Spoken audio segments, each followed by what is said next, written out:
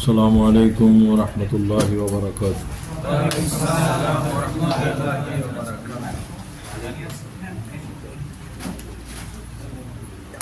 আলোচনা শুরু করার আগে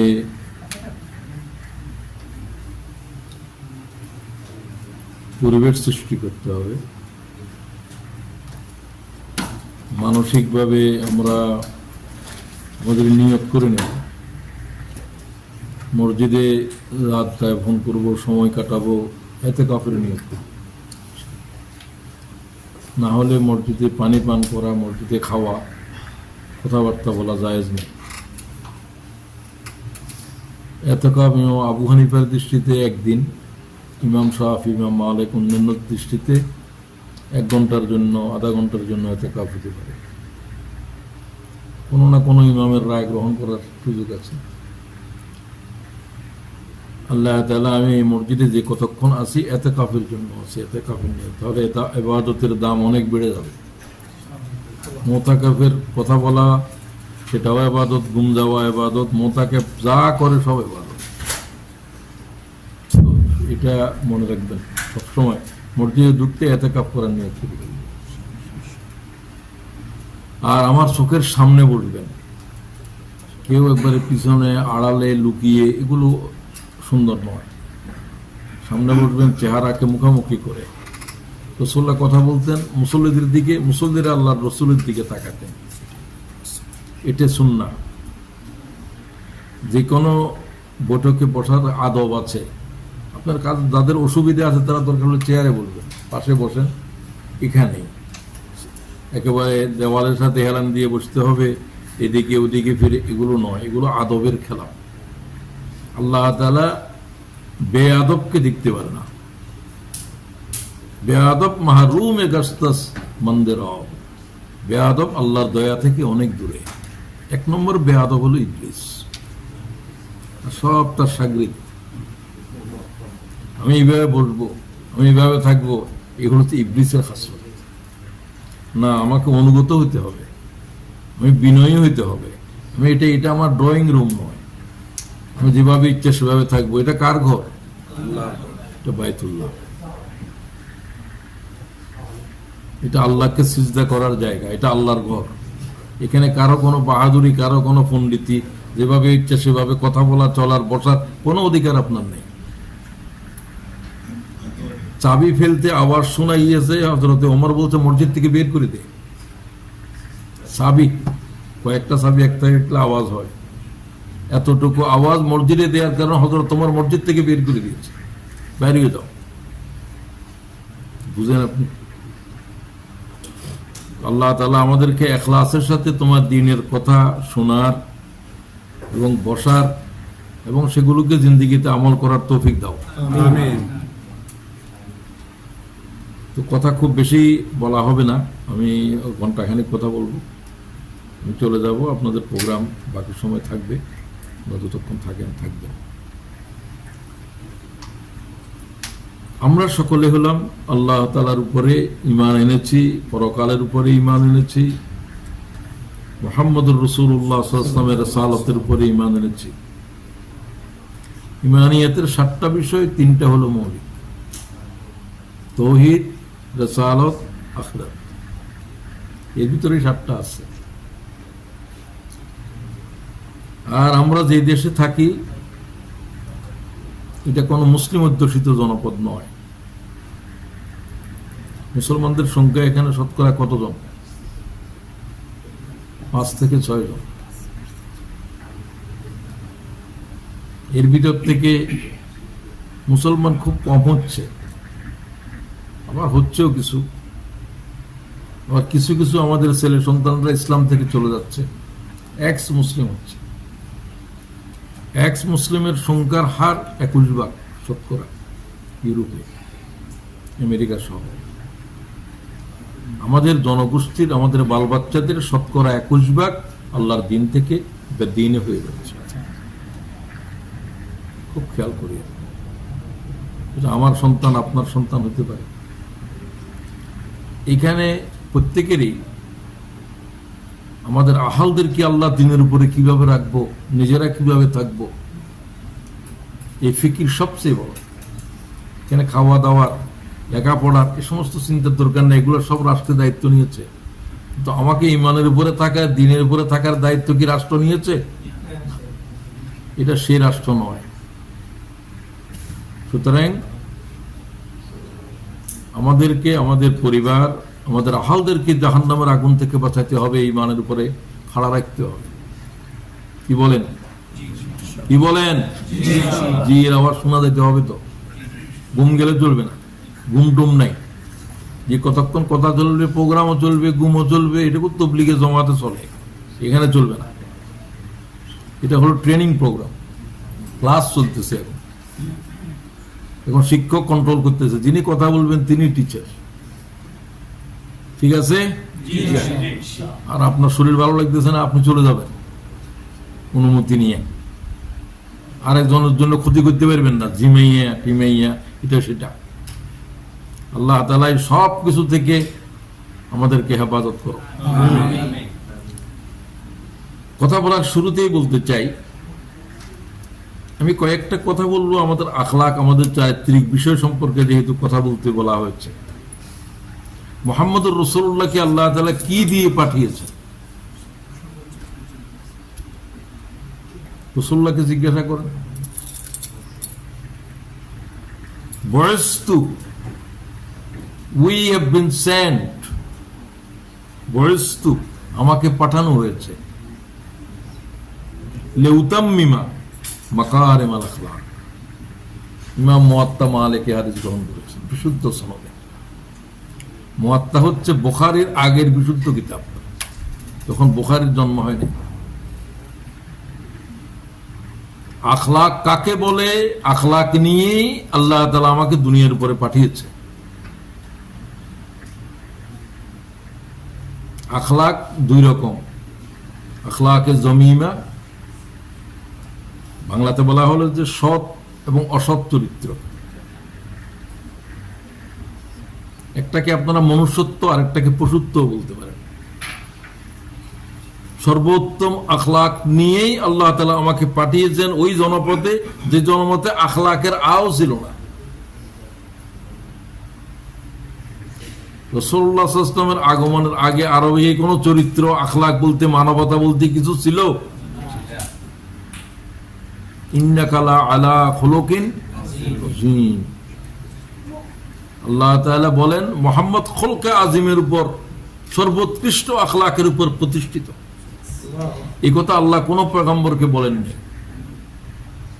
1,24,000 পয়গম্বরকে বলেন নাই, সার্টিফিকেট দেন নাই।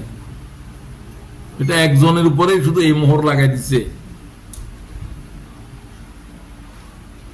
তো মুহাম্মদুর রাসূলুল্লাহর আখলাক কি?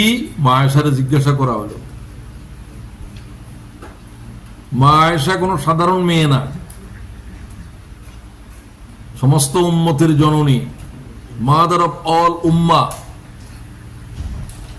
নবী পাক সাল্লাল্লাহু আলাইহি ওয়াসাল্লামের স্ত্রীগণ হচ্ছে উম্মতের জননী, উম্মতের মা। তিনি ছিলেন বেশি বিদুষী জ্ঞানী।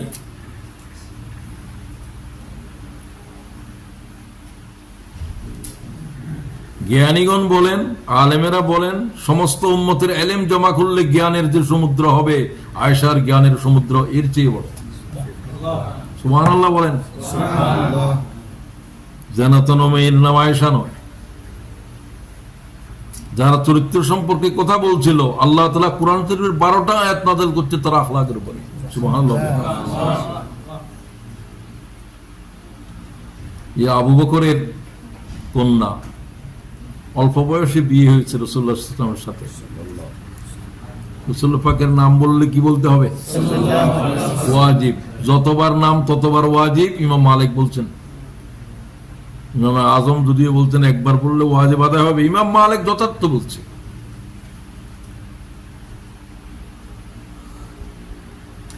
আল্লাহ তো বলছেন যে মুহাম্মদের নাম যখন উচ্চারণ হবে, রাসূল বলতে তখন পড়ো। এখানে একবারের জন্য বলেন নাই।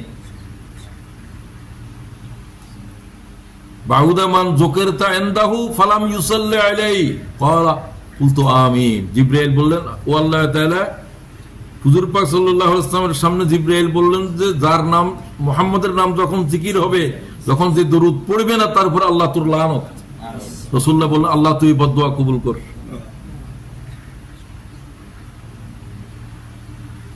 আল্লাহ তাআলা বারবার আল্লাহ তাআলার পয়গম্বরের উপরে দরুদ পাঠকারীদের ভিতরে আমাদেরকে শামিল করো। আমিন। দরুদ শরীফ বেশি পড়তে হবে, বেশি, সবচেয়ে বেশি জিকির করতে হবে দরুদ শরীফের, যদি জান্নাতে যেতে চান। দরুদ শরীফ ওই ইবাদত যে ইবাদত করলেই কবুল। আলহামদুলিল্লাহ সুবহানাল্লাহ বাড়ি দিয়ে বললে হবে নাকি? তো এটা তো ঘুম তাড়ানোর জন্য দরকার, আপনি জাগ্রত আছেন। শুধু একবার দরুদ শরীফ পড়েছেন, ইমাম নাসাই বলছে 10টা নেকি হবে, 10টা গুনাহ মাফ হয়ে যাবে, 10টা দরজাত বুলন্দি দান করা হবে, 10 স্টেপ উপরে উঠে যাবে তোমার ঈমান। কোরআন শরীফের আয়াত বললে 10 নেকি হবে, দরুদ শরীফ একবার বললে 10 নেকি হবে, 10টা গুনাহ মাফ হবে, 10টা দরজাত বুলন্দি হবে। সুবহানাল্লাহ। এটা কোরআন শরীফের চাইতেও বেশি সওয়াব। হুজুর বলছেন দরুদ শরীফ পাঠকারীরা কিয়ামতের দিন আমার নিকটে থাকবে। এরপরে দরুদ শরীফ পড়তে বখিল। হুজুর বলতে সবচেয়ে বড় বখিল যে দরুদ শরীফ পড়ার ক্ষেত্রে বখিল।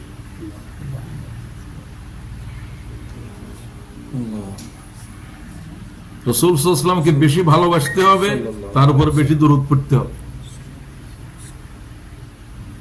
মাকে ভালোবাসতে হবে, বাপেরও ভালোবাসতে হবে, বউরও ভালোবাসতে হবে, ছেলে মেয়েদেরকেও ভালোবাসতে হবে।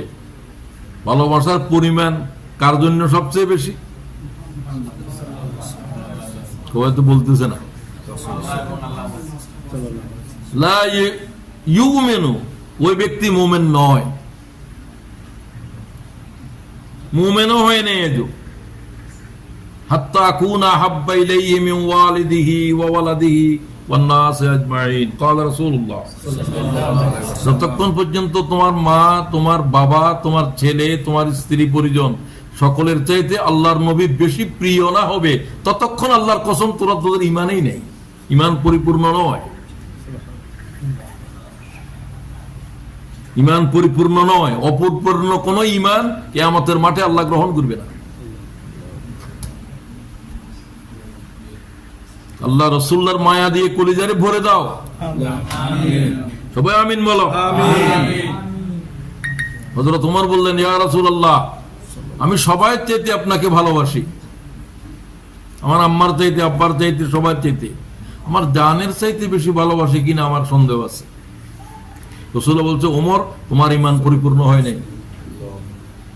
কিছুক্ষণ চুপ রইলেন, বললেন, ইয়া রাসূলুল্লাহ, আমার মনে হচ্ছে যে আমি এই মুহূর্তেই আমার কলিজার চাইতে আপনাকে বেশি ভালোবাসি। কইলে, ওমর এখনই ঈমান আনছো।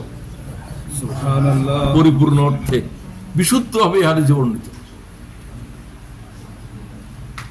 আমার আপনার হৃদয়ে রাসূলের জন্য কদ্দুর মায়া, আপনি আপনার কলিজারে জিজ্ঞাসা করেন আপনি পরিমাণে।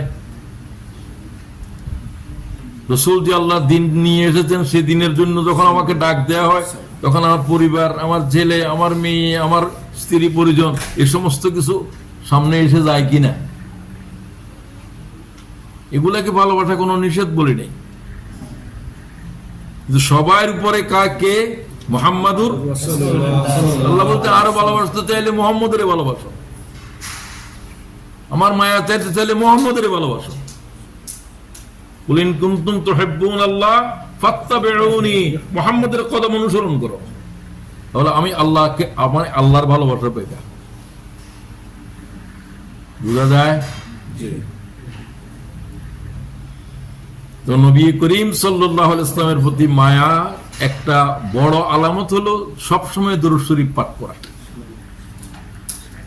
এটা জিন্দেগির উপরে ওয়াজিব করে নেন, যদি জান্নাতের ওয়াজিব করতে চান। আমি আর বুঝাতে পারতেছি না, আর লব্জ নাই আমার। আমি আমার জীবনের সমস্ত লেখাপড়া যা বুঝছি তার থেকে বলতেছি, জান্নাতের যদি ওয়াজিব করতে চাও, দরুদ শরীফ পড়াকে জীবনের উপর ওয়াজিব করো।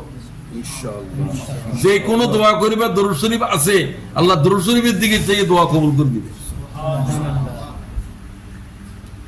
দরুদ শরীফ ওই ইবাদত যে ইবাদত ব্যর্থ যায় না, কবুল হয় না এমন নাই। কোরআন শরীফ পড়ার ভিতরে শয়তান ঢুকে অমুক তমুক, দরুদ শরীফ যে পড়েছে সেটা কবুল হয়েছে। আমলে শুধু দরুদ শরীফ পড়ে। সাহাবী বললেন, কি সাহাবী? যে সাহাবী থেকে কোরআন শরীফ শুনতে আল্লাহ তাআলা বলছেন, আল্লাহ বলছেন। উবাই ইবনে কাবকে হুজুর বললেন যে কোরআন শরীফ পড়ো। বলে হুজুর আপনার সামনে কি কোরআন শরীফ পড়ো তুমি। সূরা পর্যন্ত বলে দিলেন, তুমি লাম ইয়াকুনিল্লাযীনা কাফারু পড়ো। ইয়া রাসূলুল্লাহ, আমি কি তোমার থেকে কোরআন শুনতে আল্লাহ আমার উপরে ওহী করেছে। হুজুর আল্লাহ কি আমার নাম নিয়েছে? তোমার নাম নিয়েছে। সেজদায় পড়ে তিনি কাঁদতে শুরু করলেন। আল্লাহর নাম নেওয়া কি খুব সহজ নাকি? অনেক বড় বিষয় না? বাকির দিকে যাচ্ছে না। এই জাতের সাহাবী এটা বোঝানোর জন্য, ইয়া রাসূলুল্লাহ সাল্লাল্লাহু আলাইহি ওয়াসাল্লাম, আমি কি পরিমাণ দরুদ শরীফ পড়তাম? যত বেশি পারো, দিনের অর্ধেক, এর চাইতে বেশি পারলে আরো ভালো। 3 ভাগের 2 ভাগ সময়, আর চাইতে বেশি, এর চাইতে বেশি পারলে বেশি ভালো। এটা শুধু লব্জ, এটাই বলতে আছে। সুবহানাল্লাহ। 4 ভাগের 3 ভাগ, এর চাইতে বেশি পারলে আরো ভালো। সুবহানাল্লাহ। এরপর হুজুর আমি দরুদ শরীফ ফরজ ছাড়া, দরুদ শরীফ ছাড়া কিছু করবো না। হুজুর কই এটা তোমার জিন্দেগির জন্য কাফি। বুঝলেন দরুদ শরীফ পড়া কতটুকু? দরুদ শরীফ পড়তে পড়তে পাগল হয়ে যাও, মজনু হয়ে যাও। হাত্তা ইয়াকুলু মজনুন, লোকেরা তোমারে পাগল কয়। হাদিসের লফজ এটা, হাত্তা ইয়াকুলু মজনুন। কি বলে? তোমারে মজনু হয়ে গেছে লোকে। হ্যাঁ, দরুদ শরীফ পড়ে, সংক্ষিপ্ত দরুদ শরীফ পড়েন। সাল্লাল্লাহু আলাইহি ওয়াসাল্লাম, সাল্লাল্লাহু আলাইহি ওয়াসাল্লাম। এক নামাজে আসতে 1000 বার, যাইতে 1000 বার, বা 500 বার 500 বার। তাহলে 5 ওয়াক্তে কত হলো? আরে গুনতে এতক্ষণ লাগে কোন দেশে? 500 বার 500 বার কি হলো? 1000। 5 বারে হলে কত হলো? 5000 বলতে 5 মিনিট লাগে। কি কিসের সভ্যতারি করেন আপনারা? তো সময়টা নষ্ট হচ্ছে না? আমি তো আপনাদেরকে মনে রাখার জন্য কথাগুলো জিজ্ঞাসা করলাম। তো আজকে আমার কাছে ওয়াদা আমি চাচ্ছি না, তবু আপনাদেরকে স্মরণ করার জন্য, দৈনিক কি 5000 বার বা কমপক্ষে 1000 বার দরুদ শরীফ পড়া কি নিজের উপরে জরুরি করতে পারবেন মরণ পর্যন্ত? ইনশাআল্লাহ। 5000 কে পারবে? 1 লাখ দরুদ শরীফ দিনে পড়ছে যে মানুষের নাম বলবো? কোন আলেম নয়, কিছু নয়, জবরদস্ত জ্ঞানী মানুষ, ইংরেজি শিক্ষিত মানুষ। 5000 তুলতে নিয়ে তোমার হাত নামের 3 বার। সভ্যতারি করো। কিসের সভ্যতারি করো? জিন্দেগিরে তৈরি করার জন্য কতটুকু মেহনত করছে? হায়াতের উপরে মেহনত করতে হবে। বিমান কি করে আকাশে উড়ে? ওখানে লোহার উপরে মেহনত করা হয়েছে বহুত। লোহা খন্ডের উপরে মেহনত করলে লোহা আকাশে উড়ে। তোমার জিন্দেগির উপরে যদি তুমি মেহনত করো, তুমি 800 পর্যন্ত পৌঁছে যাবে। এইগুলোর নাম সভ্যতারি। মেহনত। ঘুমের প্রয়োজন ছিল, ঘুমায় নেই আজকে। জিন্দেগির উপর মেহনত করো, জিন্দেগির পিটাও, দুরস্ত করো। আমি 5000, আমি নিজে এর থেকে বেশি পড়ার চেষ্টা করি, তোমাদের জন্য 5000 দিলাম। আল্লাহ তাআলা আমার এই কথার থেকে যদি আল্লাহ তোরা এক গোলামের ভিতরে পরিবর্তন আসে, আল্লাহ তারে জান্নাতের জন্য কবুল করো। আমিন। দরুদ শরীফ পড়াকে জরুরি করো, আমি বারবার বলছি। এটা আজকে একটা বলার কথা ছিল, আমি বলে ফেললাম এই কথার উপরে। একজন মুমিন হওয়ার জন্য সর্বপ্রথম লাগবে শাহাদা। কিসের শাহাদা? কালেমার শাহাদা। আশহাদু আল্লা ইলাহা ইল্লাল্লাহ ওয়াহদাহু, এই বলো শাহাদাত দাও। আশহাদু আল্লা ইলাহা ইল্লাল্লাহ ওয়াহদাহু লা শারীকা লাহু ওয়া আশহাদু আন্না মুহাম্মাদান আবদুহু ওয়া রাসূলুহু। সাক্ষ্য দিচ্ছি আল্লাহ ছাড়া কোনো ইলাহ নাই। তুমি ওয়াহদাহু লা শারীকা লাহু, কোনো কিছুর ক্ষেত্রে তোমার কোনো শরীক নেই। তোমার জাতের মধ্যে শরীক নেই, তোমার সিফাতের ভিতরে শরীক নেই, তোমার হুকুকের ভিতরে শরীক নেই, তোমার ইখতিয়ারাতের ভিতরে শরীক নেই। কয়টা? এই 4টা বুঝে দিতে হবে, তা না হলে তোমার ঈমান বুঝা হয় নাই। তুমি শিরিক না বুঝলে ঈমান বুঝবে কি? জাতের মধ্যে শিরিক করা যাবে না, খ্রিস্টানেরা করে। ওয়াকালাতিল ইয়াহুদ উযাইর ইবনুল্লাহ ওয়াকালাতিন নাসারা মাসীহ ইবনুল্লাহ যালিকা কাউলুহুম বিআফওয়াহি। ইহুদিরা বলে উযাইর আল্লাহর ছেলে। আল্লাহর জাতের মধ্যে শিরিক করলো কিনা? আল্লাহ যদি ছেলে আছে কয়, মেয়ে আছে কয়, এগুলো তো আল্লাহর ছোট আল্লাহ, আল্লাহর ছেলে মেয়ে, এগুলো জাতের মধ্যে শিরিক করা। খ্রিস্টানেরাও করে, ইহুদিরাও করে। এরা এখন আহলে কিতাব নাই, এরা মুশরিক, আল্লাহর কোরআন দলিল দিচ্ছে। হ্যাঁ, যদি কেউ থাকে এরকম করে না, এই কথা বলে না, তৃতীয়বাদে বিশ্বাস করে না, সেই আহলে কিতাব। ওই আহলে কিতাব মেয়ের বিয়ে করা মুসলমানের জন্য জায়েজ হবে, তার জবাই করা প্রাণী হালাল হয়ে যাবে যদি আহলে কিতাব হয়। লা ইলাহা ইল্লাল্লাহর উপর থাকবে, আল্লাহর কোনো শরীক নেই, আল্লাহর কোনো ছেলে মেয়ে নেই। 2 নম্বর, সিফাতের ভিতরে এটা তো অহরহ করতেছেন, আমরা করতেছি। আল্লাহর যত গুণবাচক নাম আছে 99 সুমার আছে, আর বেসুমার আছে আরো 99 এর কোনো বেশি। লাহুল আসমাউল হুসনা, যত সুন্দর নাম আছে সব আল্লাহ। 99 না জানো, আরো বহু সুন্দর নাম আছে। তুমি নিজে একটা বানালে সেটাও সুন্দর নাম, সেটাও আল্লাহ। একটা সিফতের নাম বলেন। আল্লাহু খালিক, খালিকুন, সৃষ্টিকর্তা হওয়া, এটা কার গুণ? আল্লাহ ছাড়া কেউ কি কোনো একটা মাছির ডানাও বানাইছে?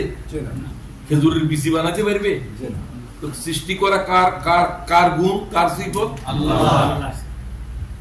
আর কাকেও মনে করতে পারবে না। তাদেরকে জিজ্ঞাসা করো আকাশে কি বানাইছে, তারা বলবে। আল্লাহর স্বীকার করো না, সেও বলবে কে বানাইছে? আল্লাহ। এটা আল্লাহই বানাইছে, কারণ আসমান সে বানাইতে পারবে না। বিজ্ঞানীরা বলছে কেউ কিছু বানাতে পারবে না, যারে বানানো হয়েছে সে কিছু বানাতে পারবে না। খুব খেয়াল করে, creation have no power to create anything. সৃষ্টি করবে ক্রিয়েটার, ক্রিয়েশন কিছু ক্রিয়েট করতে পারে না। সায়েন্টিস্ট বলছে এটা, Einstein. Man cannot create anything, man cannot destroy anything. মানুষ মারতেও পারে না, বানাতেও পারে না। আল্লাহ তো বহুত আগে বলছে, নবীরা বলছে সৃষ্টি করার ক্ষমতা আল্লাহ ছাড়া লা খালিকা ইল্লাল্লাহ, লা খালিকা ইল্লাল্লাহ, লা খালিকা ইল্লাল্লাহ। আল্লাহর আরেকটা সিফত বলো, রব। লা রাব্বা ইল্লাল্লাহ। রব মানে সবচেয়ে বেশি প্রয়োজন হলো রবের। আল্লাহ জিজ্ঞাসা করবে না কিয়ামতের দিন বা মওতের সাথে সাথে জিজ্ঞাসা করবে মান ইলাহ, তোমার ইলাহ কে, এটা জিজ্ঞাসা করবে। কি জিজ্ঞাসা হবে কবরের প্রথম প্রশ্ন? আমার রব কে। আকাশের জগতে, আমাদেরকে রূহের জগতে বানাই আল্লাহ কি আমি কি তোমাদের খালেক নই বলছে, না আমি তোমাদের রব নই? কেন বুঝছেন রব কেন বললো?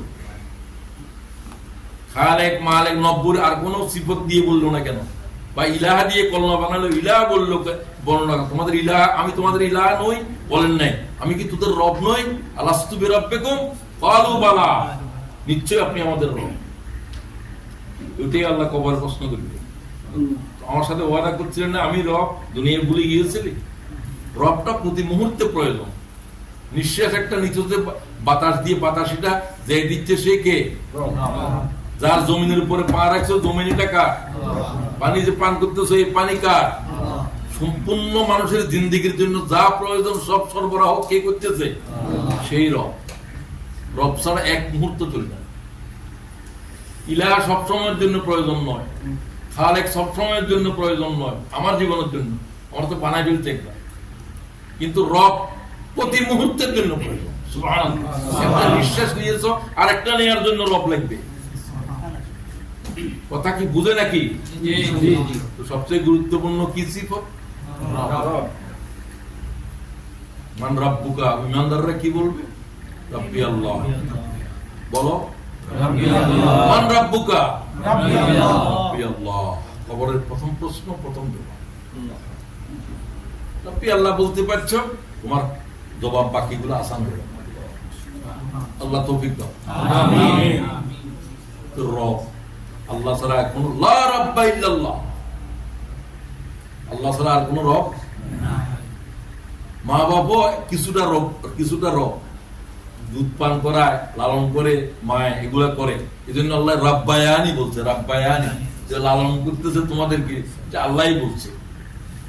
আসল রব আল্লাহ, এটাও কিছু রবের মতো কাজ আর কি, আসল নয়। কারণ মায়া এটাও মায়ের ভিতরে আল্লাহ দিয়েছে, ঠিক কিনা? দুধ যেগুলো পান করতেছে সেগুলো কি মায় বানাইছে না আল্লাহ বানাইছে? তো এটা দিয়ে রব আছে যতটুকু হয়, বেশি ব্যাখ্যা বলতে পারবো না। সিফাতের ভিতরে আল্লাহর সাথে শিরিক করা যাবে না, আল্লাহর এখতিয়ারাতের ভিতরে করা যাবে না। এখতিয়ারাত কি? ছেলে দেওয়া, মেয়ে দেওয়া কার এখতিয়ার? সবাই বলো, কার এখতিয়ার? কি বড় পীর সাহেবের কোন ক্ষমতা আছে? বাচ্চারে নিয়ে বলে খাজা বাবার আশীর্বাদ, খাজা বাবার আশীর্বাদে ছেলে হয়েছিল না, 10 বছর পরে হয়েছে, খাজা বাবা নাকি দোয়া করছে। খাজা বাবার কাছে ছেলে আসেনি, কিন্তু এটাও জানো। আল্লাহ কি বলেন? ইয়াহাবু লিমান ইয়াশাউ ইনাসা ওয়া ইয়াহাবু লিমান ইয়াশাউ যুকুর ওয়া ইউজাওয়াজু যুকরানা ওয়া ইনাসা। আমি যাকে ইচ্ছে তার মেয়ে দিই। এক নম্বরে কি বললো? কথা বলে না, মেয়ে বলতে লাগে তোমার তিন, বলার সাথে সাথে জবাব দিবা। ইয়াহাবু লিমান ইয়াশাউ ইনাসা, এই জন্য প্রথম মেয়ে হওয়া ব্যক্তিবান লক্ষণ। তোমরা চেহারা কালা করে গেল, চেহারা কালা করে গেল, কি দামিস! রাসূলুল্লাহ মেয়ের বাপ, মেয়ের বাপ নিয়ে পরিচয়। খবরদার, বলছে মেয়ে হচ্ছে পরিবারের গোলাম, আগে মেয়েরা ডাক দিবা। হাদিস শরীফের লব্ধ বলছি আমি, কোনদিনই নিয়ে এসেছো ছেলেও আছে, আরে ডাক দিবা, কারণ তারা অসহায়, তোমার ঘর চলে যাবে না। এগুলোর উপর পর্যন্ত আল্লাহর পয়গম্বর কথা বলছে, যাতে নবী পাইছো আর রাসূল পাইছো। বলে নাই যে কোনো কথা আছে, কি কথা থাকবে, আর কোন নবী তো আসবে না বলার জন্য। আল্লাহ মুহাম্মদুর রাসূলের উপর রহম করুন। এরপরে বললো ছেলের কথা, আবার কি বলে? আমি যারা চাই তার ছেলেও দিই, মেয়েও দিই, বেশি কম যাও। আর আমি যা চাই তোর বন্ধা করে দিই, কিছুই দিই। এত বিস্তারিত ভাবে বললেন না, ছেলে দিই, মেয়ে দিই, দোনোটা দিই, কিছুই দিই না। খাজা বাবার কোন জায়গা দিয়ে কি আছে? খাজা বাবা ঢুকবো কোন? বুঝে নাকি? কি বুঝে? ছেলে দেওয়া, মেয়ে দেওয়া, দেওয়া না দেওয়া সব কার? না দেওয়াটাও আল্লাহ। বিয়ে আরো 3টি করলেও তো কিছু হবে। কে দেয় নাই? আল্লাহ। রাসূলের নিজের কাছেও তো ছেলে নাই, যা ছিল সেটা ইন্তেকাল করছে, আল্লাহর ইচ্ছা। কথা বুঝে নাকি? এখতিয়ারাতের ভিতরে শিরক করা যাবে না। এরকম আরো যত কিছু আল্লাহর এখতিয়ার, এটা খাজা বাবারে দিছে, গজা বাবারে দিছে। হুকুম দেওয়ার অধিকার কার? আল্লাহ। রাষ্ট্রের কি হুকুম দেওয়ার অধিকার? আল্লাহ লাহুল খালক ওয়াল আমর, সাবধান, সৃষ্টি আমার, আইন চলবে আমার। আমি এই দেশের জন্য বলছি না, এটা তো কুকুরের দেশ, আলে কিতাবীদের দেশ। ধরো আমরা এদের আইন এদের চলবে, আমাদের কিছু করার নাই। আমাদের দেশের উপরে কি আল্লাহর আইন চলে? জিনা যে ওর আইন যে তুমি মেনে নিয়েছো, তার আইন দেওয়ার অধিকার আছে, মেনে নেওয়া, এটা শিরক কিনা? কোর্ট কাছারিতে কার আইনে বিচার চলছে? আল্লাহর আইনে না ব্রিটিশ আইনে? ব্রিটিশ কি তোর খোদা?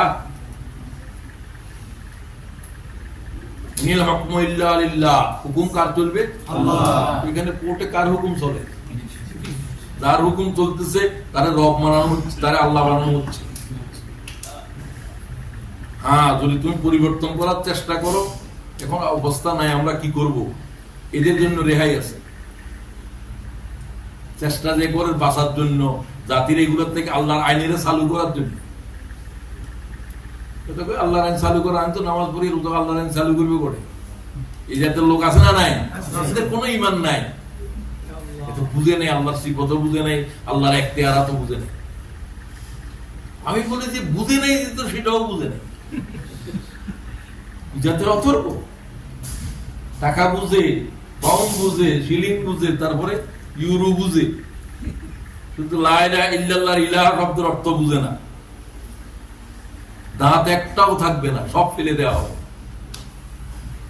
দুনিয়ার সব বুঝছিলি, আল্লাহ আমি বানাইলাম, আমার কোরআনটাও বুঝলি না, একটা লব্ধ বুঝোস নাই তুই, তোর কোন এক্সকিউজ চলবে?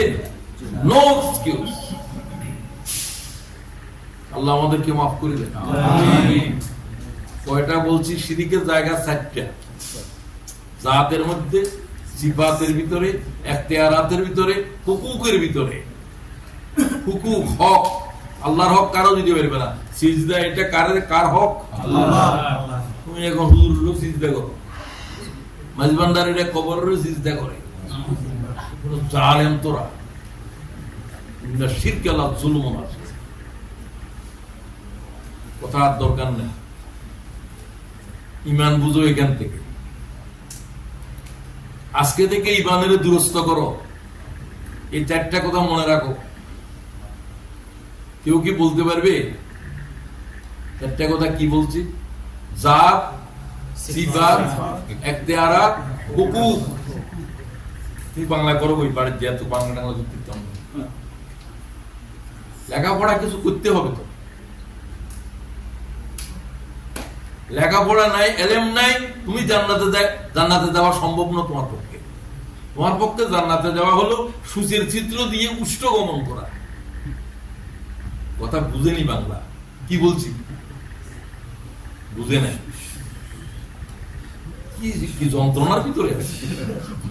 আর কিভাবে বুঝানো যাবে?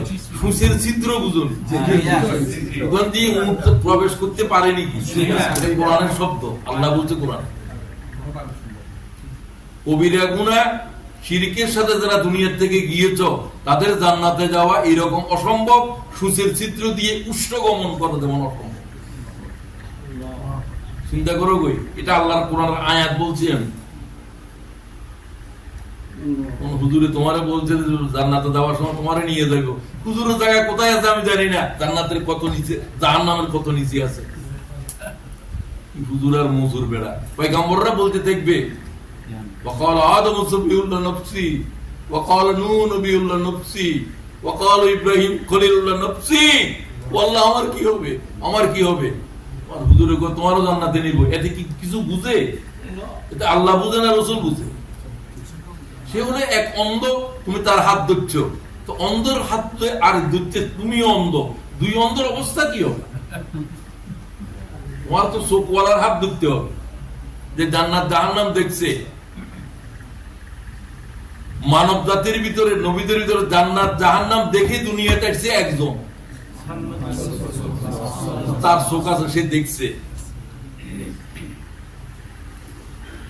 কথা কি বুঝে? অন্ধ কি আরেক অন্ধকে ধরবে না চোখওয়ালাকে ধরবে? সে দেখেছে, সে তো একজনই, মুহাম্মদুর রাসূলুল্লাহর দামান ধরো। আর কারো দামান ধরলে তুমি জান্নাতে যেতে পারবে কেন? আর কেউ জান্নাত দেখেও নাই, জাহান্নামও দেখে নাই। মা রাআইতু মিসলান নারি নামা হারিবুহা ওয়ালা মিসলাল জান্নাতি নামাত তালিবুহা। ইমাম তিরমিজি হাদিস করেছেন। আমাকে আল্লাহ তাআলা আরশে আজিমে নিয়ে গেলেন, মেরাজ করালেন। মৌলিকভাবে 2টা কারণ, 2টা জিনিস দেখানোর জন্য। মৌলিক বহু জিনিস দেখাইছে, মূল 2টা, এই জান্নাত, এই জাহান্নাম। দেখে নাও উম্মতের এই জাহান্নাম ভয়াবহ, জাহান্নামের দেখে নাও, জাহান্নামের রং পর্যন্ত কিরকম রাসূলুল্লাহ বর্ণনা করেছে। ভয়ঙ্কর কালো, ওয়াহুয়া সাউদাউ মুজলিমা। জাহান্নামের আগুন কালো, অমাবস্যার কালো রজনীর চাইতেও কালো। জাহান্নামের নিজের হাত নিজের চোখে দেখবে না। আল্লাহ আমাদেরকে রেহাই দাও, আমিন। বাকিটা আলোচনা করতে পারছি না। ইমানের কথা আমি শেষ করতে চাই। আল্লাহ আমাদেরকে শিরিকবিহীন ঈমান বকশিশ করো। এই চারটা যে বললাম, এগুলার থেকে যদি তুমি বুঝতে পারো তাহলে তোমার ঈমান শিরিক থেকে পাক হবে। যদি শিরিক না করে যদি কবরে যাও, তোমার উপরে খোদার জান্নাত ওয়াজিব। আমি বলি নাই, জান্নাত দেখছে যে তিনি বলছেন মুহাম্মাদুর লা তুশরিক বিল্লাহি শাইয়্যা দাখালাল। যে ব্যক্তি শিরিক না করে ইন্তেকাল করলো, সে জান্নাতের তার উপরে ওয়াজিব করবে। قال رسول الله صلى الله عليه وسلم من مات لا تشرك بالله شيئا دخل الجنة دخل الجنة دخل الجنة। শিরিক না করে যে কবরে গিয়েছে, মারা গিয়েছে, সে জান্নাতি, সে জান্নাতি, সে জান্নাতি। নামাজ কাজা আছে, বহুত কিছু আছে। তোমার উম্মতের জানাই দাও, আমি তোমার উম্মতের এই গিফট দিলাম, কোন উম্মতের দেই নাই, শুধু শিরিক না করে আসতে কো, আমি মাফ করে দেব। সুবহানাল্লাহ। উম্মতে মুহাম্মদের সাল্লাল্লাহু আলাইহি ওয়াসাল্লাম। তো এই বৈঠকের ভিতরে তোমার জানো 10 বার 15 বার 20 বার 30 বার দরুদ শরীফ পড়া। আর যদি শিরিক নিয়ে যাও, ওয়াম্মাতা ইউশরিক বিল্লাহি শাইয়্যা দাখালান নার। শিরিক নিয়ে যে কবরে গিয়েছো, মানে যে জাহান্নামকে সে তার উপর ওয়াজিব করেছে। কি নামাজ, কি রোজা, কি হজ, কি যাকাত, শিরিক থেকে মুক্ত নয়। কোন ইবাদতেই কবুল হবে না, কোন ইবাদতেই কবুল হবে না। শিরিককারীর কোন ইবাদত কবুল নেই। ওয়াল্লাহ, আজকে যারা এখানে বসছো, এরা শিরিক বুঝেও নেই অনেকে। আল্লাহ তাআলা আমাদেরকে শিরিক মুক্ত ঈমান নিয়ে এখান থেকে উঠাও, আমিন। যদি আজকে এই বুঝ নিয়ে যেতে পারো, তোমার সভ্যতার কামিয়াব। আর কিছু না বুঝলেও। 2 নম্বর, প্রতিদিন কোরআন শরীফ পড়তে হবে। পড়া মানে 3 জিনিস। বইটা পড়িয়েন, আপনি বইটা পড়িয়েন মানে কি, বইটা রিডিং করবা, বুঝবা, তারপরে এটা যা বলবেন সেটা আমল করবা। ইয়াতলু আলাইহিম আয়াতিহি ওয়া ইউযাক্কিহিম ওয়া ইউআল্লিমুহুমুল কিতাবা ওয়াল হিকমা। মুহাম্মদ রাসূলুল্লাহ তোমাদেরকে কোরআন শরীফ তেলাওয়াত শিখায়। কোরআন শরীফ তেলাওয়াত করা, এটা কি রাসূলুল্লাহ আসবার আগে দিয়ে কিতাব এটা কেউ পড়তে পারবে? গুনাহ কোথায়, মদ কোথায়, এগুলা কে শিখে? জিব্রাইল যেভাবে পড়েছে, মুহাম্মদ সেভাবে পড়েছে, ঠিক কিনা? সেইভাবে কোরআন বিশুদ্ধ করে পড়া লাগবে। এটা কি নফল না ফরজ? ওয়ারাতিলিল কুরআন তারতিলা। কোরআন শরীফ তারতিলের সাথে পড়া কি ফরজ? ফরজ। ওয়াজিব বলতে পারো একই জিনিস। 1 নম্বর, কার কার কোরআন শরীফ মনে করে যে আমার আজও ভুল আছে? বেশিরভাগ। আল্লাহ মাফ করে দে, আমিন। আমি কিছু বলতে পারতেছি না। কোরআন শরীফ বিশুদ্ধ করার জন্য 1 মাস লাগবে, 1 ঘন্টা করে বিশুদ্ধ। পরে এমন লোকের কাছে বসতে হবে, কোন কিতাব পড়ে কোরআন শরীফ শুদ্ধ করতে পারতাম না। কোরআন শরীফে আছে নাকের বাটি থেকে গুন্না বাইর হয়, তুমি এখানে খোঁচাখুচি করলে গুন্না বাইর করতে পারবে? হুজুরে বলে দিবে না, নাকের ভিতরে আওয়াজের দম করে রাখো। কিতাব দিয়ে, বই দিয়ে বুঝানো যাবে? হুজুর লাগবে যিনি কোরআন শরীফ জানেন। প্র্যাকটিক্যালি তার কাছে যাইতে হবে। আর কি বলবো, 1 ঘন্টা করে সময়, 1 মাস কন্টাক্ট করো। যত টাকা লাগবে, যত বলে তাই দিবা। কোরআন শরীফ শুদ্ধ না করে কবর যাইও না। কোরআন শরীফ ভুল পড়া ব্যক্তির নামাজও হয় না, কিছু হয় না।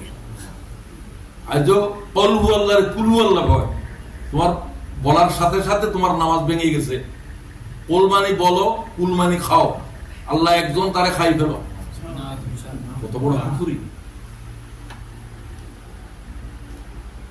আল্লাহু আকবার, আল্লাহু আকবার বা গ দি কয়, এটা গ দিয়ে না কাপ দিয়া? আজও আল্লাহু আকবার কয়, আজান দিয়ে আল্লাহু আকবার কয়। ওরা জিন্দিগি 80 বছর হয়ে গেছে, 70 বছর হয়ে গেছে, আল্লাহু আকবার বলতে পারতেছ। আমাদের তালিম তরবিয়ত লাগতো না, তোর লাগতো না, তোর জান্নাতও লাগতো না, তোর আল্লাহও লাগতো না, রসুলও লাগতো না, তোর লাগতো যে ফুলুস। কেবিং করো ওইখানে, কেবিং করো 18 ঘন্টা পর্যন্ত কেবিং করো। বেটা তোর কেবিং করবে না, কে পয়দা করছে? তোর তো আল্লাহর বন্দী করার জন্য পয়দা করছে, ঠিক কিনা বলো? কেবিং করা তো নিষেধ নেই, পরিবার পরিজনের জন্য কেবিং করতে হবে। তোর 24 ঘন্টা কেবিং করতে করছে, তোর বউ বলার জন্য সময় দেওয়া দরকার আছে না নাই? কেবিং করতে পারবি, আওলাদ শেষ হয়ে যাবে, তোর পরিবার থাকবে না, কিছু থাকবে না, কেবিং কর। তোর বউ চলে গেছে তো খবর আছে, কি জন্য থাকবে তোর কাছে? তুই তো কেবিং এ, তুই তো কাড়িরে বিয়ে করছো, ওর সাথে তোর জিন্দগি চলতে আছে। এরকম জাহের আছে না নাই? সে আজীব, এগুলো কি মানুষ নাকি? আল্লাহ এগুলোকে মানুষ বলে না। উলাইকে কালানা, they are the four-footed, এর চাইতে অনেক কৃষ্ট। একটা লব্ধ জানে সূরা ফাতিহার অর্থ আজও শিখে নেই, সূরা ইখলাস পরে প্রত্যেকদিন এই আল্লাহ কি বলছে ইখলাসের ভিতরে সেগুলো আজ জানে না। এরকম লোক আছে না নাই? ওই যে আমরা তো আরবি জানো না, তো জানো না, তুমি ইংরেজি কেমন জানো? তোমার মা তোমার ইংরেজি শিখায় নেই, তোমার প্রয়োজনে তুমি শিখছো না। তোমার কি জান্নাতে যাওয়ার প্রয়োজন আছে? তোমার আল্লাহর কোরআন শিখতে হবে। তোমার গরজ শিখবে, আল্লাহর কোন গরজ আছে নাকি? আল্লাহর কোন গরজ আছে না? তো কার গরজ? আমার নিজের। বললো আমি জাহান্নাম থেকে বাঁচতে চাই, তো তুই এ করো। প্রথম শব্দ কি না দেবে, মানে পড়িও না, হ্যাঁ পড়ো বল, তো আমি তো পড়ি না। কয়বার বলছে এই শব্দ? Read, read and read. রাসূলুল্লাহ বলছেন আমি তো লেখাপড়ার মানুষ না, ওমা আনা বিকারি, আমি তো পড়ালেখার মানুষ না। জিবরাইল একেবারে সিনার মধ্যে নিয়ে তারপরে এইভাবে চিপ দিছে যে যখন জান বেরিয়ে গেল, আবার ছেড়ে দিলেন, আবার বলি যে এটা তো বন্ধ হয়ে আছে ভিতর, এটারে এমন ভাবে প্রশস্ত করছে যে রাব্বি ইশরাহ লি সাদরি, বক্ষকে প্রশস্ত করেছে। সুবহানাল্লাহ, কেমনে করছে তুমি বুঝো নি? বুঝো তো, এখন তো বুঝে। ছোট্ট একটা কার্ডের ভিতরে একটা লাইব্রেরির বই কিভাবে ঢুকায়, কলেজের ভিতরে তামাম দুনিয়া ঢুকে দিবে। Am I clear? Yes. আমার কাছে বুঝতে যাচ্ছে না, তোমার কিছু বুঝো বুঝে? ওরে বাবা, তো বুঝতে কোথায় পাওয়া গেল? আলহামদুলিল্লাহ, বুঝে আল্লাহ আরো প্রশস্ত করুন। আমিন। আচ্ছা, তাহলে পড়ালেখা শুরু করতে হবে ইনশাআল্লাহ। কলমের প্রথম বানায় বললো যে লেখো, মুহাম্মদের বললো যে পড়ো, বাস লেখা পড়ো। ওহির 5টা আয়াতের প্রত্যেকটার ভিতরে লেখাপড়া, এগুলো আমি বলতে পারতেছি না, সময় নেই আমার। আল্লাহ বলছে আল্লামা বিল কালাম, আমি জ্ঞানকে কলমের সাহায্যে বিস্তার করেছি। পৃথিবীর এই প্রান্ত থেকে ওই প্রান্ত পর্যন্ত এলেম চলে যাবে, কাল থেকে কালান্তরে, যুগ থেকে যুগান্তরে, লেখার মাধ্যমে, ঠিক কিনা?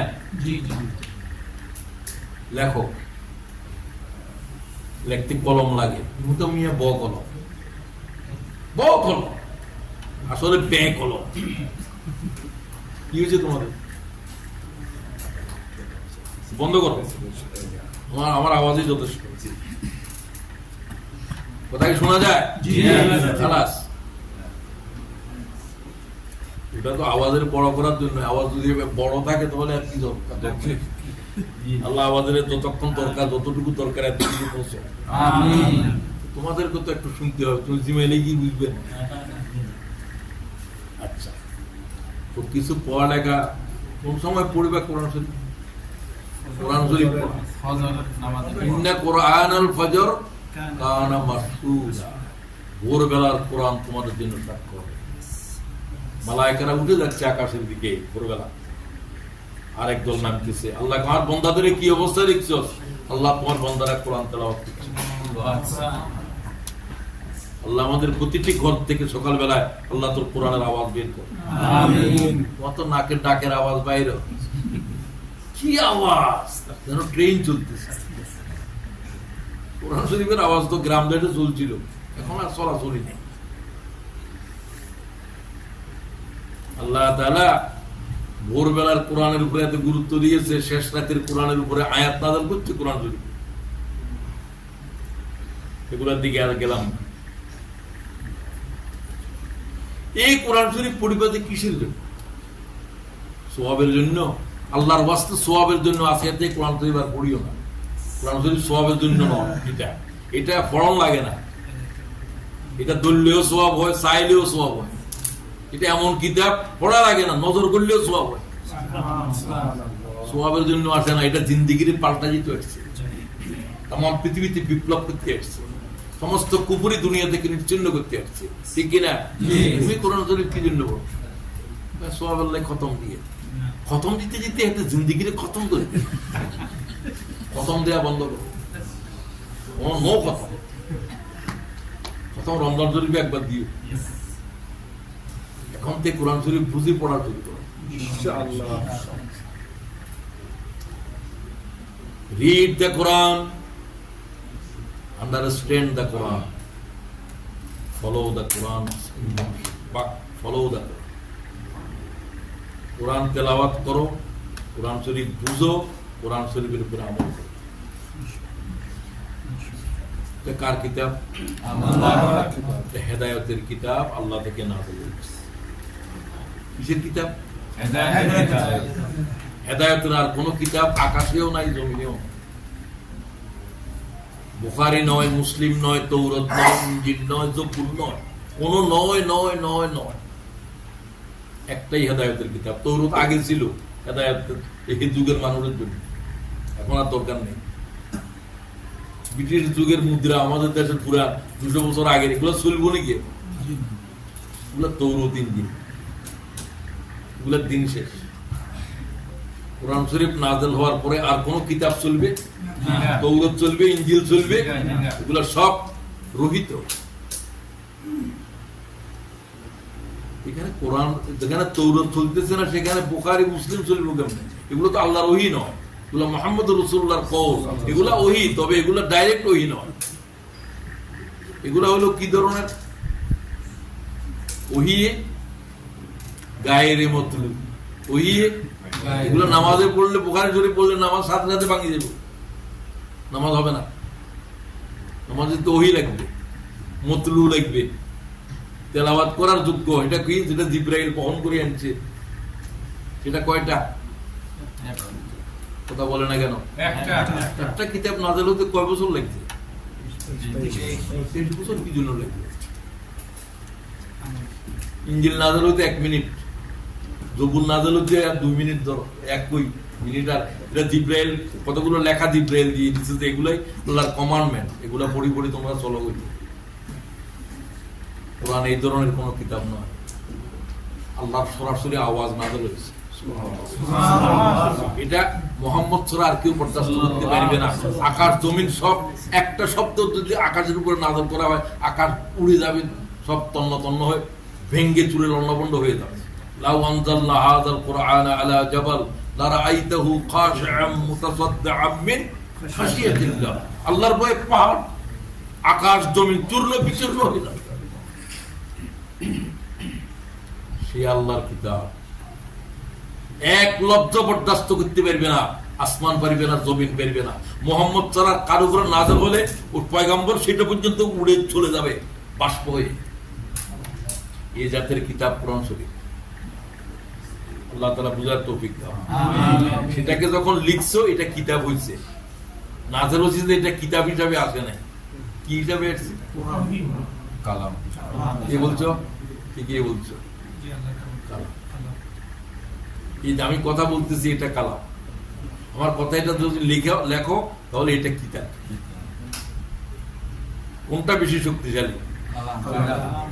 কথা আমি যদি এখন বলতেছি, এটা লেগে দিলে কি হবে? এটা কেউ পড়ে দিল, সালাউদ্দিন সাহেব পড়ে দিলে, উনি বলছেন তোমরা ঈমান আনিও, আর আমি কথা বলতেছি, দুইয়ের ভিতরে পার্থক্য আছে কিনা? আল্লাহ কোন জাতির উপরে আল্লাহ তাআলার আওয়াজ নাযিল করেনি, শুধু মুহাম্মদের উপরে নাযিল করেছেন। কেউ আমার কালাম বরদাস্ত করতে পারবে না, কোন মালায়েকা পারবে না। আল্লাহর আরশ বহন করতেছে যে সেই মালায়েকারা, আশ্র বহন করো যে এই মালাইকা গুলো এইরকম যে এগুলো একটা দুনিয়ার লোকমার মতো খাই ফেলতে পারবে, এক লোকমা তাম দুনিয়া খাইতে পারবে এগুলা। এই জাতের 8 জন ফেরেশতা এরাও ইকরা বহন করতে পারবে না। সুবহানাল্লাহ। জিবরাইলে পারবে, আল্লাহ তৌফিক দিয়েছে জিবরাইলে, আর মুহাম্মদে পারবে, আর আকাশে একজন, জমিনে একজন। কথা বুঝে নাই? আজও কোন আজও 4 ভাগের 3 ভাগ মৌলবীর কাছে এলেম নাই যে কালাম কি আর কিতাব কি।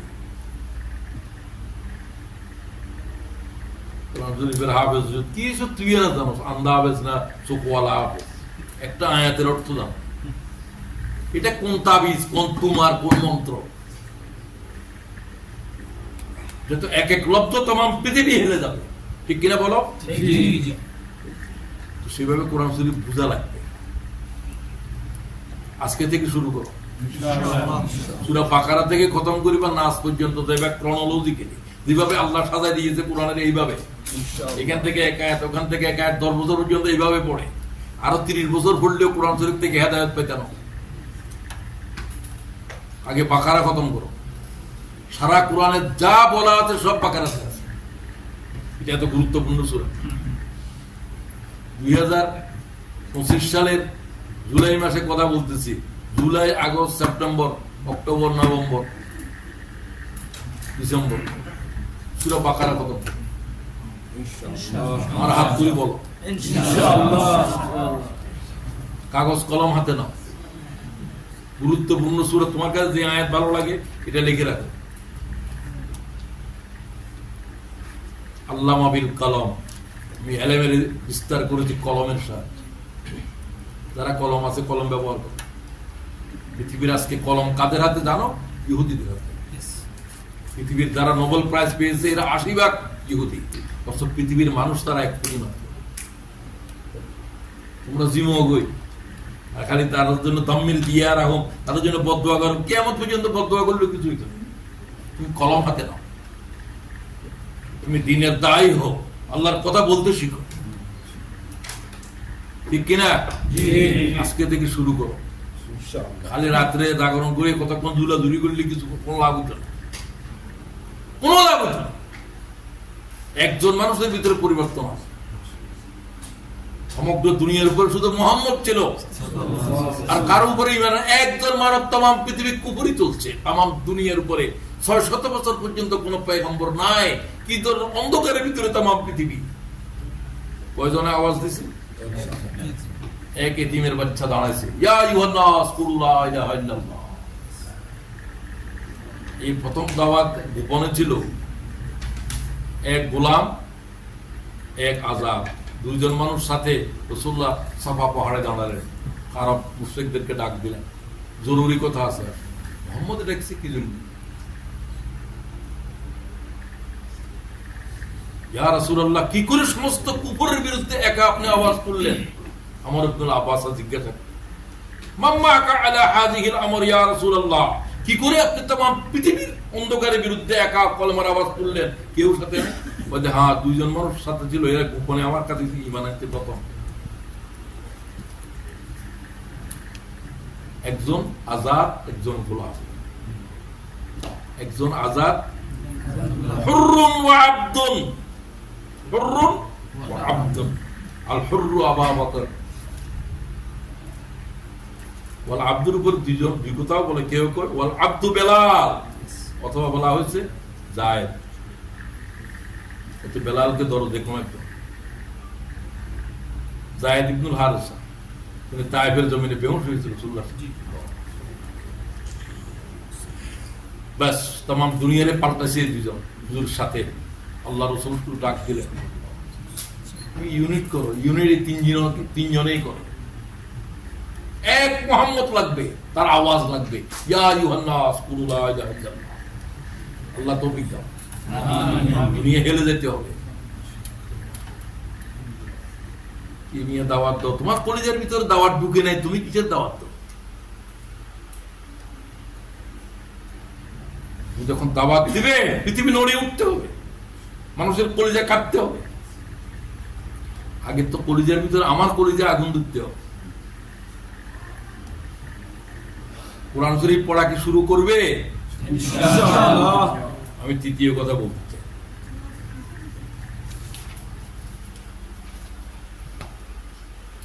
প্রতিদিন সালাত 5 ওয়াক্ত সালাত জামাতে আদায় করতে হবে ইনশাআল্লাহ।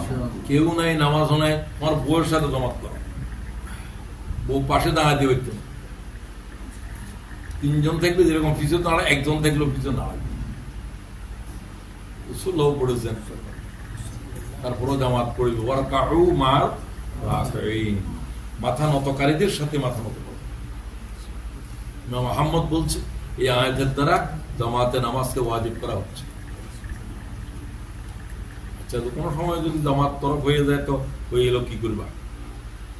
আরেকজন আছে নামাজ পড়ে ফেলছে, তারে বলবে যে তুমি আমার নামাজের শরীক হও, তোমার জন্য নফল হবে, আমার জামাতটা হয়ে যাবে। বুঝা গেল? হাফিজু আলাস সালাওয়াতি ওয়াস সালাতিল উসতা ওয়া কুমু লিল্লাহি কানিতিন, বিনয়ের সাথে নামাজ আদায় করো, খুশুর সাথে।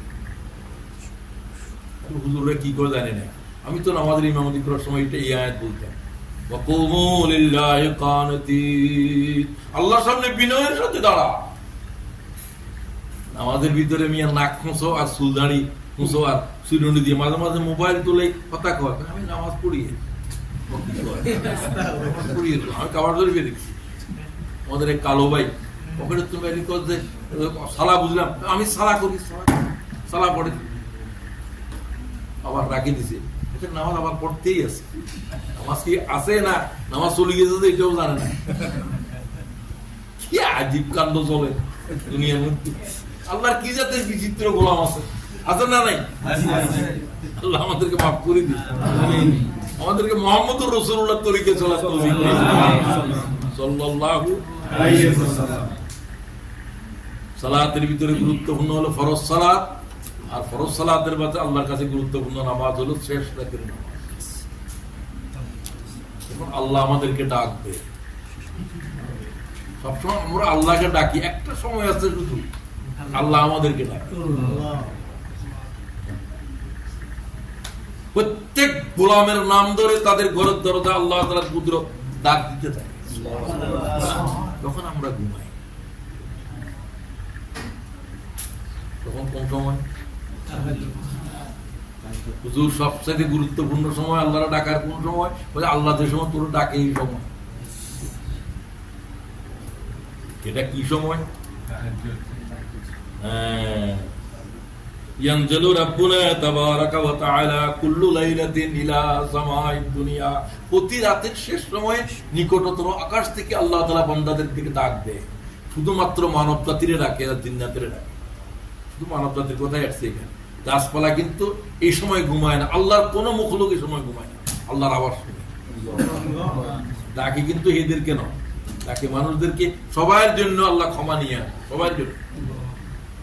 চায় কয়জন? অল্প কয়েকজন। দয়া নিয়ে আসে, মাফ করা নিয়ে 3টা কথা বলে। ইমাম বুখারী বলতেছেন, যাব কি সুলুসুল লাইলিল আখির, রাত যখন 3 ভাগের 1 ভাগ বাকি আছে, সেই সময়টা তখন সুলুসুল লাইলিল আখির, রাতের শেষ অংশের আর কত অংশ বাকি আছে? 3 ভাগের 1 ভাগ। ইয়াকুলু মান ইয়াদউনি ফাস্তাজিব লাহু, আমার ডাকার কেউ আছো, আমি তোর ডাকের জবাব দেব। সুবহানাল্লাহ। আল্লাহ আমার ডাকার কেউ আছো, তুমি বলো না ও আল্লাহ আমি তোর এখন ডাকতে চাই। আল্লাহু হাজিরি আল্লাহু নাজিরি আল্লাহু মাই, আল্লাহরে ডাকো, ইয়া আল্লাহ ইয়া রহমান ইয়া রহিম ইয়া হাইয়্যু ইয়া কাইয়্যুম। আল্লাহ আমাদেরকে তৌফিক দাও, আমিন। 2 নম্বর, আল্লাহ তাআলার পক্ষ থেকে কি বলে? আমার কাছে কি তোর কোনো সওয়াল আছে, তোর কোনো অভিযোগ, কোনো সাওয়ার আছে? ছেলে নাই, মেয়ে নাই, অসুখ আছে, বিসুখ আছে, তুই যা চাইবি তা পাবি। তুমি ঘুম যাইও, আমি ঘুম যাই। 30 বছর ঘুমের ভিতরে আল্লাহর ডাক আর শোনা হয় নাই, অজর সূর্য উদয়ের পরে ভাই ঘুমের তো যাচ্ছে। তোমার জান্নাতে যাওয়ার রাস্তা কোথায় আছে, আমার কোথায় আছে আমি জানি না। 30 বছর পর্যন্ত আল্লাহ ডাকে তুই জবাব দিতে পারলাম, একদিন রাত উঠতে পারলে না। আল্লাহ মাফ করে দেন। সপ্তাহে একদিন, সপ্তাহে 2 দিন অভ্যাস শুরু করো, ঠিক আছে? অ্যালার্ম দাও, 4 রাকাত নামাজ পড়ো, 2 রাকাত হলেও পড়ো, তারপর ফজরের নামাজের জন্য আসো। প্রতি সপ্তাহে অন্তত একবার হলেও তাহাজ্জুদ পড়তে পারবে কিনা? ইনশাআল্লাহ। তাহলে আজকে সভ্যতার এটি বুঝছে। শেষটা বলে মাইয়াগু ফেরুনি ফাগফারা লাহু, এই আমার কাছে গুনাহ মাফ চাওয়ার কেউ আসত নাকি? আমি গুনাহ মাফ করে দেব। এই কথাটা আল্লাহ 3 বার ডাকি বলছে। ইমাম বুখারী হাদিস হচ্ছে বিশুদ্ধ সনদ, এবং কথাগুলো আল্লাহর, এটা হাদিসে কুদসি। মাইয়াগু ফেরুনি ফাগফারা লাহু, গুনাহ কি মাফ চাও কেউ আসো, আমি গুনাহ মাফ করে দিব তোরে। আল্লাহ আমরা গুনাহ মাফ চাই, আমিন। এই কথা আল্লাহরে বলার সময় হলো রাত যখন 3 ভাগের 1 ভাগ থাকে। আজকে থেকে জাগো। এরপরে বলছি আমি সময় শেষ। পরিবার পরিজনের জন্য সময় দাও। কু আনফুসাকুম আহলিকুম নারা, নিজেরা বাঁচো, আহালেরে বাঁচাও। আহালকে তোমার স্ত্রী পরিজন, তোমার আব্বা আম্মা, ছেলে মেয়ে, অন্তত এতটুকু ধরো। এদের জাহান্নামের জন্য আল্লাহ আমাদেরকে জিজ্ঞাসা করবে। আমার স্ত্রীর নামাজ না করার জন্য, বয়ফ্রেন্ডের জন্য আল্লাহ আমারে জিজ্ঞাসা করবে, কুল্লুকুম রাঈন ওয়া কুল্লুকুম মাসউলুন আন রায়াতি, তোমরা একের উপরে অপরের দায়িত্বশীল, ঠিক কিনা? তুমি নামাজ পড়লে এই মিয়া নামাজ পড়তে পড়তে কপালে দাগ, তোমার বউ নামাজ পড়ে না, তোমার বাচ্চারাও নামাজ পড়ে না, আছে কিনা? মহিষ এখন ছেলেরা তো ডাকলে উঠে না, উঠবো কি জন্য? নামাজে তো 6 বছরের তুমি অভ্যাস করার দরকার আছে। 16 বছরে কি আসবে? জোর করে ডাকতেছে যে, বাপের চুল ধরে বাপের দাওয়ালের উপরে মারতেছে যে, মাথার রক্তওয়ালা ছেলে, বাপ দেখছি আমি স্কন্দন মুছে। আমার জিল্লুর গঞ্জ মহিষ ভাই ছেলের এই রোগটা নাদিকানি আমার কি বলতেছে, ওর সমস্ত মাথার পুলি ফেলছে, ছেলেরা নামাজে ডাকতেছে, ছেলে ঘুম ভাঙলি কিনলে বাপের। বাপও কিছু দায়ী আছে কিনা? কিছু আছে কিনা? আমি এটা ঠিক হয়েছে বলতেছি না। 6 বছরের বাচ্চাদেরকে নামাজ হুকুম করতে বলতে, 10 বছর হলে বেত মারা বলছে, আল্লাহ রাসূল বলছে। কোন সময় ছেলেদেরকে মারতে বলে না হুজুরে, শুধু নামাজের জন্য বলছে। যদি তারপরে না পড়ে, 10 বছরের বাচ্চাও নামাজ পড়ে না, তারা একটু এই করো, ধমক দাও, ব্যাট ট্যাট হাতে নাও, ব্যাট দিয়ে মারতে বলে না। পরিবারের জন্য 3টা দায়িত্ব পালন করতে হবে। এই মহাজ তোমার পরিবারের উপর তোমার দায়িত্ব কি? ওয়ানফিক আলা ইয়ালিক, পরিবারের জন্য খরচ করার সময় হাতের প্রশস্ত করো, এইভাবে নাও, এইভাবে করো। কি বলছে?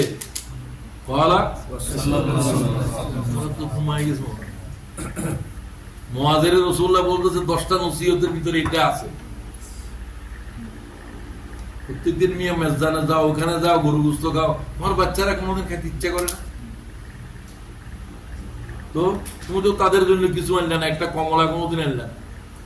রাসূলুল্লাহ বলছে তোমার আহালের জন্য খরচ করার সময় যত খরচ করছে সবচেয়ে বেশি সওয়াব হলো আহালের জন্য।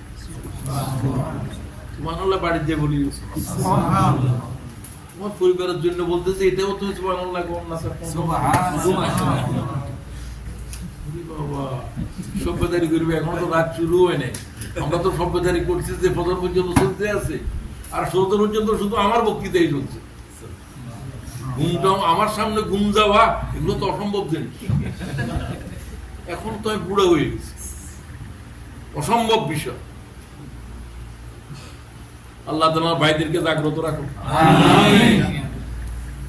তো পরিবার পরিজনের জন্য আর বেশি কথা বললাম না, তাদেরকে আদব শিখাও।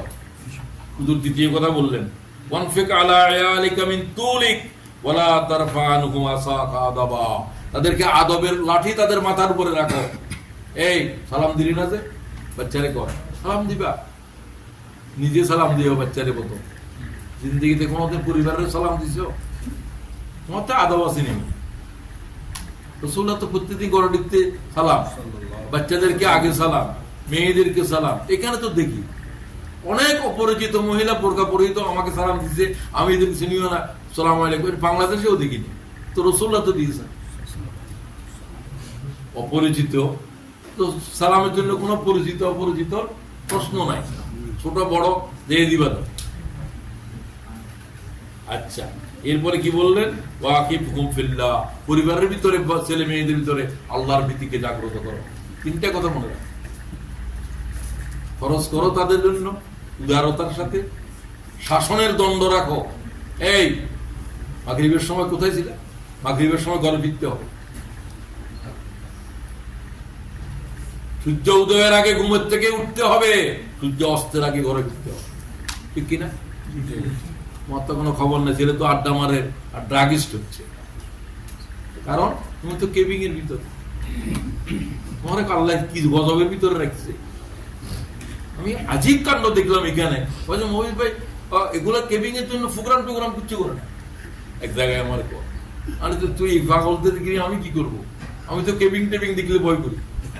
কেবিং করা তো নিষেধ নয়, প্রত্যেক কিছু সীমা থাকতে হবে কিনা। আচ্ছা, এরপরে কথা শেষ করতে হবে। হারাম উপায়ে কোনো আয় করতে পারবে না, হারাম পথে কোনো ব্যয় করতে পারবে না। কিয়ামতের প্রশ্ন, আয় কিভাবে করেছিল, ব্যয় কিভাবে করেছিল। 5টা প্রশ্নের 2টাই এটার উপর। রক্তের ভিতরে কোনো হারাম ঢুকতে পারবে না। আল্লাহ তুমি তৌফিক দাও। আমি এক পুলিশ অফিসারের সাথে কথা বলতেছিলাম, আমাদের মৌলানা ছিলেন মমিনুল সাহেব, সে অফিসার, আমাদের ইমামতি করলো সে নিজে, তার অফিসের ভিতরে বড় অফিসার। সে বললো, মৌলানা আমার রক্তের ভিতরে কোনো হারাম নাই, আমি আপনার সামনে আল্লাহকে সাক্ষী রেখে বলছি। পুলিশ অফিসার বাংলাদেশ, আমার চোখের সামনে, আমার শরীর শিহরি উঠছে। সে আমাদের ইমামতি করেছে। আল্লাহ এই ধরনের লোক, এই ধরনের অফিসার আল্লাহ আমাদেরকে বকশিশ করে। যে আমার রক্তের ভিতরে কোনো হারাম নাই।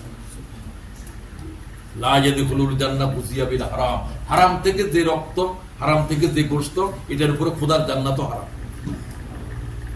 তো আজকে থেকে হারামের লগে, সুদের লগে সম্পর্ক কি থাকবে?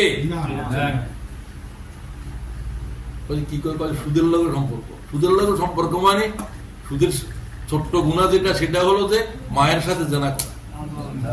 পরগত সুদখোরের সাথে আল্লাহ এবং রাসূলের যুদ্ধ রয়েছে। বিহারবিন মিনাল্লাহি ওয়ার রাসূল। মানে আরেকটা বাড়ি কিনতে হবে, বাড়ি কিনোস না তুই জাহান্নাম কিনতেছ। এই দেশের বাড়ি কিনবি কি জন্য? তোর তো গভর্নমেন্টে বাড়ি দিবে, নাহলে টাকা দিবে, ঠিক কিনা বলে? কি বাংলাদেশ নাকি? লাখো পয়গম্বরের কোনো বাড়ি নাই, মুহাম্মদ রাসূলের কোনো বাড়ি নাই। বিয়ে করে খাদিজার ঘরেই ছিল হুজুরে মক্কাতে। মদিনা তো বাড়ি ছিলই না। মসুদের সাথে হুজুরের সবাই মিলে একটা চাদর টানে দিছে, এটাই। বাড়িঘর না করে মুহাম্মদ রাসূলের নবুয়ত হচ্ছে। দরকারে তুমি একটা বাড়ি করার জন্য আমি নিষেধ করতেছি না। ইসলামী ব্যাংকের থেকে ঋণ নাও, সুদবিহীন ঋণ নাও, অনেক তো সংস্থা এখানে আছে। না থাকলে তুমি এই সুদের সাথে নিয়ে কার জন্য বাড়ি করে কবরে দাও? কে সুদ করবে তোমার? এগুলো কে তোমার কবরে জবাব দেবে? আল্লাহ হারাম থেকে রেহাই করো। হারাম না খেয়ে পানি খাও, হারাম না খেয়ে দরকার হলে এক বেলা খাও। আল্লাহ উহার ভিতরে বরকত দেবে, সুস্থতা রাখবে। আমি আজকে থেকে বলছি, কসম করো আল্লাহ হারাম আর খাবো না, রক্ত থেকে হারাম বের করে দেব। সবাই বলো ইনশাআল্লাহ। গুনাহে কবিরা করবো না, সগীরা টগীরা বাদ দাও, যত বড় করো। কি করবে না? যে গুনাহ তওবা না করলে মাফ হবে না, যে গুনার কারণে এক একটা জাতির আল্লাহ গজব দিয়ে ধ্বংস করে দিচ্ছে, এগুলারে কয় গুনাহে কবিরা। জেনা কি সগীরা না কবিরা? মাতা পিতারে কষ্ট দেওয়া সগীরা না কবিরা? শিরিক কি সগীরা না কবিরা? এই কবিরা গুনাহ একবারে 4টের কথা বিশদভাবে বলা হয়েছে। আর শিরকু বিল্লাহ ওয়া উকুকুল ওয়ালিদাইন ওয়া কাতালুন নাফস ওয়াল ইয়ামিনুল গামুস قال রাসূলুল্লাহ সাল্লাল্লাহু আলাইহি ওয়াসাল্লাম। 700 কবিরা গুনাহ থেকে রাসূলুল্লাহ বললেন যে 4টে ব্যাপারে সাবধান। কয়টা? 4টা। এক, শিরিক করা যাবে না, মাতা পিতারে কষ্ট দেওয়া যাবে না, মাতা পিতার হৃদয়ের উপর আঘাত দিতে পারবি না। উকুকুল ওয়ালিদাইন, মানব খুন করতে পারবি না। ওয়া কাতালুন নাফস ওয়াল ইয়ামিনুল গমুস, মিথ্যা কসম করা, মিথ্যা সাক্ষ্য দেওয়া, মিথ্যা কথা বলতে পারবে না কোনো মুমিন। এই চারটা গুনাহে কবিরা থেকে বেঁচে থাক। আল্লাহ তৌফিক দাও, আমিন। তোমরা কি বাঁচি থাকতে পারবে? ইনশাআল্লাহ। মনে রাখো, কথা শেষ করতে চাই, দ্বীনের জন্য কিছু সময় বাইর করো। নামাজ বুঝেছো, রোজা বুঝেছো, দ্বীন বুঝো না। রাসূল কি নামাজের জন্য আসছে, রোজার জন্য, না দ্বীনের জন্য? নামাজ রোজা এগুলো হচ্ছে যে দ্বীনের খুঁটি, দ্বীনের জানালা, দ্বীনের দরজা। দ্বীনটা হলো ঘর। কথা বোঝা যায়? ওই দ্বীনের দায়ী হও, দ্বীনের কথা বলো। পারলে ওয়ান্নি ওয়ালা ওয়ায়া, একটা কথা জানো সেটা পৌঁছে দাও, ঠিক কিনা? এটাই ওনারা কাজ করে, এমসিএ করে, দ্বীনের দাওয়াত করে, দ্বীনের কাজ করে, দ্বীনের পথে মানুষদেরকে ডাক দিচ্ছে। এটা ফরজে আইন, ফরজে আইন, ফরজে আইন। নারীর উপরে, পুরুষের উপরে, সমস্ত বাল এক নরনারীর উপরে আল্লাহর দ্বীন পৌঁছে দেয়। হুজুর বলছে আমি শেষ নবী, আমার পর আর কোনো নবী নাই, আমার এই দিন কিয়ামত পর্যন্ত জন্য আমি রাসূল, আমার এই দাওয়াত কে পৌঁছাবে? আমার উম্মতের উপরে দায়িত্ব, ঠিক কিনা? হজ্জাতুল বেদায় হুজুর বললেন, তোমরা কি আমার এই পয়গাম, আমার দ্বীনের দাওয়াত কি আমার উম্মতের কাছে পৌঁছাবে? লক্ষ মানুষ বলল যে নাম ইয়া রাসূলুল্লাহ, বাল্লাগতুর রিসালা ওয়া সাহাতাল উম্মাহ ওয়া নাসাহাতাল উম্মাহ ওয়া কাশাফতাল গুম্মাহ ওয়া আদাইতাল আমানাতা হাক্কাল আমানাতা ইয়া রাসূলুল্লাহ। আমি কি তোমাদের কাছে আল্লাহর দ্বীন পৌঁছে দিয়েছি? ইয়া রাসূলুল্লাহ, পৌঁছে দিয়েছেন। আপনি আমাদেরকে দ্বীনের সমস্ত গুমরাহি থেকে হেফাজত করেছেন। তোমরা আমার এই উম্মতের কাছে এই দাওয়াত পৌঁছাবে কিনা? আমরা আল্লাহর পক্ষ থেকে এই কথা সাক্ষী দিচ্ছি, আমরা দ্বীন পৌঁছাবো। রাসূল আকাশের দিকে হাত তুলে বললেন, আল্লাহুম্মা শাহাদ, আল্লাহুম্মা শাহাদ, আল্লাহুম্মা শাহাদ সালাসা মাররা। ও আল্লাহ, সাক্ষী দেখো আমার উম্মতেরা বলছে তারা এই দ্বীন উম্মতের কাছে পৌঁছে দিয়েছে। আমাদের কাছে দায়িত্ব আছে না নাই? এই কাজটাই হলো যে উনাদের কাজ, এমসি এর কাজ। বাংলাদেশ জামায়াত ইসলামী এই কাজ করে, আরো পৃথিবীতে ইসলামী আন্দোলন যারা করতে যারা আল্লাহ দ্বীনের মেহনত করতেছে, আমাদের তবলিগের ভাইরা করে, প্রত্যেকে করে, তুমিও তার সাথে শরীক হও। তো আল্লাহ তাআলা আমাদেরকে তৌফিক দান করুন। আমি আর কথা দিতে চাই না, আপনাদের অন্যান্য প্রোগ্রামও থাকতে পারে। তো আরো কয়েক মিনিট, আত্মীয় পরিজন, প্রতিবেশী, বিপদগ্রস্ত মানুষ, তাদের জন্য যুদ্ধ করা, সহযোগিতা করা, এটা কি নফল না ফরজ? ওমা লাকুম লা তুকাতিলুনা ফি সাবিলিল্লাহ ওয়াল মুস্তাদাফিন মিনার রিজাল ওয়ান নিসা ওয়াল বুলদান। তোদের কি হয়েছে? আল্লাহ কয়, তোদের কি হয়েছে?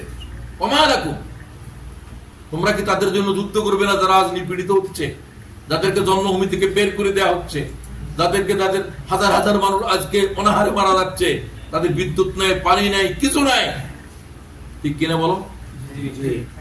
তোমরা কি তাদেরকে মুক্তি করার জন্য যুদ্ধ যাবা, অর্থ সাহায্য করবে? আল্লাহ সেটা করবে। আল্লাহ তাদের কথা ডায়লগ কোট করছে, তারা আমাকে বলছে, ও আল্লাহ, আমার জন্য কোন সাহায্যকারী তোমার থেকে পাঠাই দাও। ওয়াজআলনি মিন লাদুনকা ওয়ালিয়্যা ওয়াজআলনা মিন লাদুনকা ওয়ালিয়্যা ওয়াজআলনা মিন লাদুনকা নাসীরা। কোরআন শরীফে আছে না নাই? আজকে আমি তাই বলতে চাই, সমগ্র পৃথিবীর নির্যাতিত মানবতার রক্ষা করার জন্য তোমরা আগাও। তোমার প্রতিবেশী থেকে শুরু করো।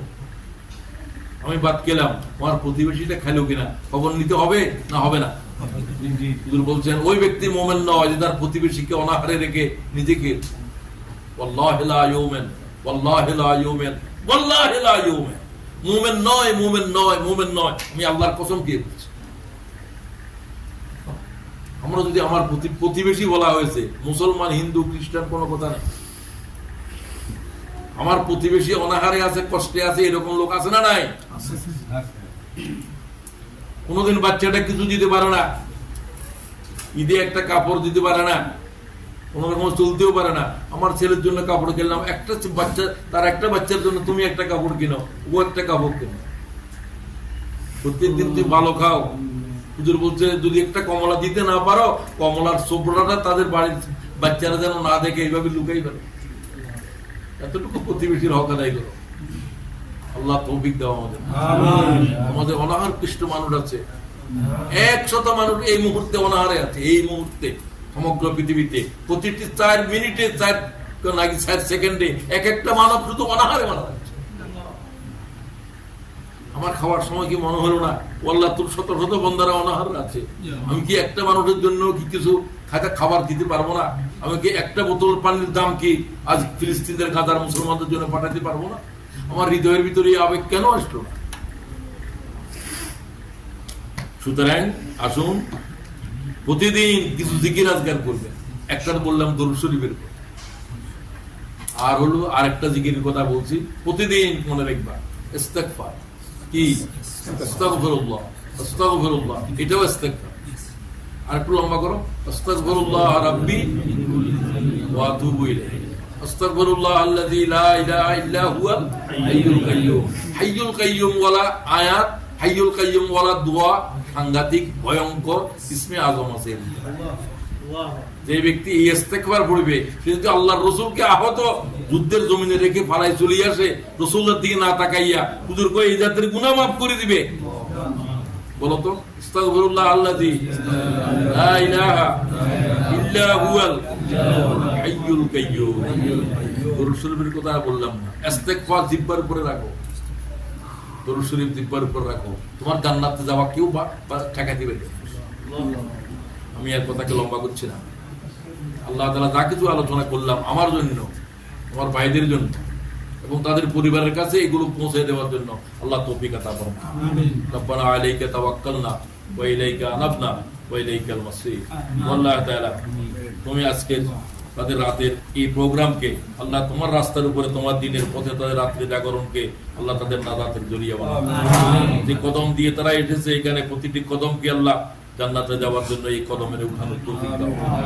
আল্লাহ গুনাহ নিয়ে এসেছে বেগুনাহ করে উঠাও, গুমরাহি নিয়ে এসেছে হেদায়েত বখশিশ করো, অসুস্থতা রোগ নিয়ে এসেছে আল্লাহ তাআলা সুস্থতা বখশিশ করো, পরিবার পরিজনের ভিতরে অসুস্থ রেখে এসেছে ও আল্লাহ যাওয়ার আগে সুস্থতা দাও। তারা রিজিকের কষ্টের ভিতরে আছে, মুসিবতের ভিতরে আছে, ছেলে পেলে আছে না, বিভিন্ন সমস্যা আছে, ড্রাগিস ছেলে কষ্ট দিচ্ছে, ও আল্লাহ সব সমস্যার সমাধান করো। আওলাদ নাই, বাচ্চা নাই, কাঁদে, ও আল্লাহ তাদেরকে আওলাদ বকশিশ করো। আল্লাহ আমাদের আওলাদদেরকে দিন বকশিশ করো, তাদেরকে দেখলে আমাদের চোখ ঠান্ডা হয়ে যায়। আল্লাহ এই ধরনের আওলাদ আমাদেরকে তুমি বকশিশ করো। ইয়া সুবহানা রাব্বিকা রাব্বিল ইজ্জাতি আম্মা ইয়াসিফুন ওয়া সালামুন আলাল মুরসালিন ওয়া আলহামদুলিল্লাহি রাব্বিল আলামিন।